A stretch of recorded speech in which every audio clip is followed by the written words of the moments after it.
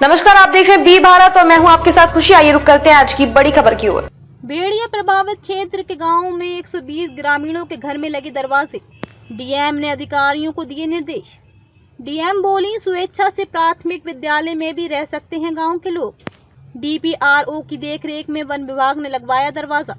महसी तहसील क्षेत्र में भेड़िए के हमले से बचाव के लिए जिला प्रशासन ने बढ़ाए कदम। बंद दरवाजे के अंदर जंगली जीवों का नहीं होगा प्रवेश। डीपीआरओ को दी गई ग्रामीण को जागरूक और घर के दरवाजे के साथ आश्रय विहीन ग्रामीणों ठहरने के निर्देश। ग्राम वासियों या रहने का इंतजाम नहीं, पंचायत भवन और प्राथमिक विद्यालय में स्वेच्छा से रहने की व्यवस्था। तहसील की कई गांव पंचायत भवनों में आश्रय विहीन ग्रामीणों रहने की गई व्यवस्था। जिले के महसी तहसील के ग्रामों में ग्रामीणों की सुरक्षा के लिए बनाई गई सुविधा। तहसील है, उनके कुछ गांव में कुछ समस्याएं जो चल रही थी, उसके दृष्टिगत जो है गांव में टीमें लगाई गई हैं जो रात में भ्रमणशील रहती हैं। इसमें पंचायत सहायक भी है, सचिव भी, लेखपाल, सफाई कर्मचारी भी हैं, आंगनबाड़ी और एएनएम भी जो डोर टू डोर एक्टिविटी करके लोगों को जागरूक कर रहे हैं। जो हमारे ब्लॉक महसी के अंतर्गत है उसमें बीडीओ साहब के द्वारा सोलर लाइट इत्यादि लगवाने का कार्य करवाया जा रहा है। अब तक लगभग 120 दरवाजे वन विभाग के माध्यम से और बीडीओ के माध्यम से लगवाए गए हैं।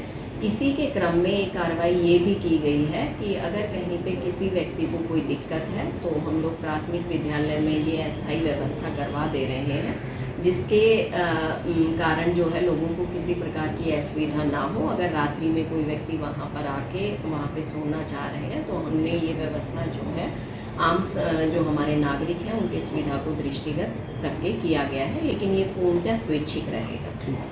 तो देखते हुए ग्रामों में क्या व्यवस्थाएं की गई हैं ग्रामीणों के लिए? जो इसमें घटनाएं घट रही हैं वन्य जीवों के द्वारा, जिससे आम जनमानस के जीवन प्रभावित हुआ है, उसको हमने कई चरणों में चरणबद्ध किया है। पहला काम तो हमने किया है कि जन जागरूकता के माध्यम से लोगों में मैसेज फिर भिजवाया है कि आप लोग बाहर न सोएं और अपने बच्चों को भी बाहर न सुनाएं।